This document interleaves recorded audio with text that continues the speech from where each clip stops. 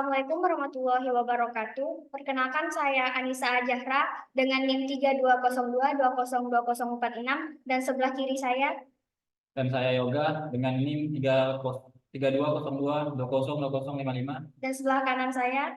Saya Teruna dengan NIM 3202202033. Di video kali ini kami akan membahas mengenai tugas akhir semester kami. Kami mengambil tema proses mengukur deforestasi di Kabupaten Sambas, Kalimantan Barat, sebuah studi menggunakan Google Earth Engine.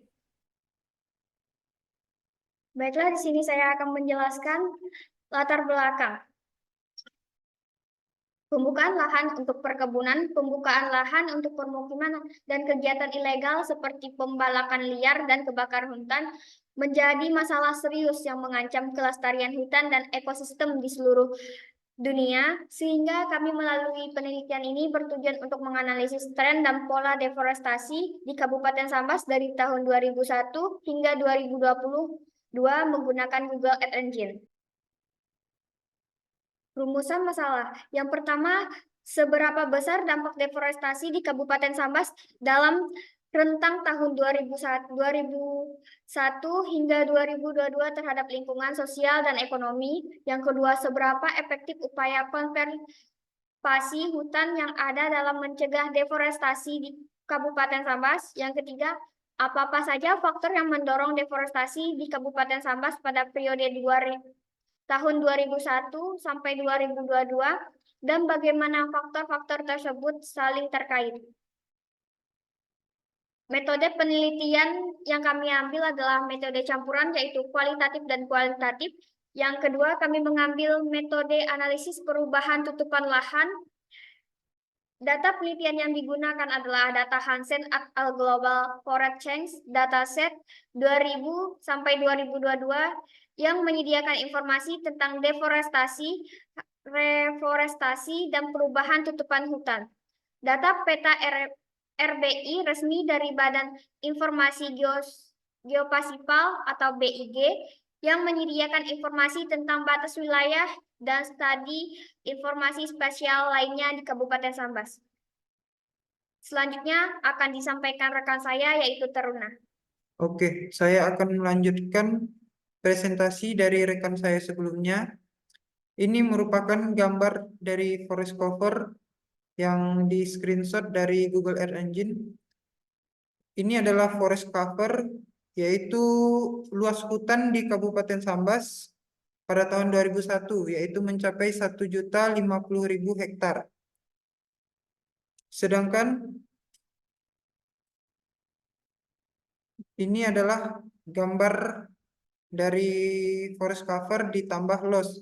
Loss adalah lahan yang telah hilang di tahun 2000 sampai di tahun 2022 sebanyak tersisa 930.000 hektar, yang dimana artinya selisih dari luas hutan tersebut adalah 120.000 hektar. Ini adalah gambar dari forest cover yang ditambah loss dan ditambah gain. Gain adalah bisa jadi dari reboisasi ataupun pertumbuhan kembali dari lahan yang telah digundulkan atau deforestasi tersebut. Nah, di sini ditambah loss and gain lagi, yaitu yang telah digundulkan dan tumbuh dan digundulkan kembali. Setelah itu, ini adalah grafik yang dihasilkan dari algoritma yang telah kami berikan. Di tahun 2003, laju deforestasi merupakan yang paling lambat, dengan luas hutan yang hilang hanya kurang lebih 4 hektar. Sedangkan di periode dari 2004 sampai 2008 mengalami peningkatan yang signifikan dengan luas hutan yang hilang mencapai di atas 12.000 hektar per tahun. Puncaknya terjadi pada tahun 2009 dengan luas hutan yang hilang mencapai 40.000 hektar, dan setelah mencapai puncak pada 2009, laju deforestasi menurun hingga 2013. Namun pada tahun 2014 terjadi peningkatan deforestasi lagi yaitu mencapai hampir hingga 30.000 hektar. Dan setelahnya menurun terus hingga tahun 2022 dengan kawasan hutan yang hilang seluas 10.000 hektar.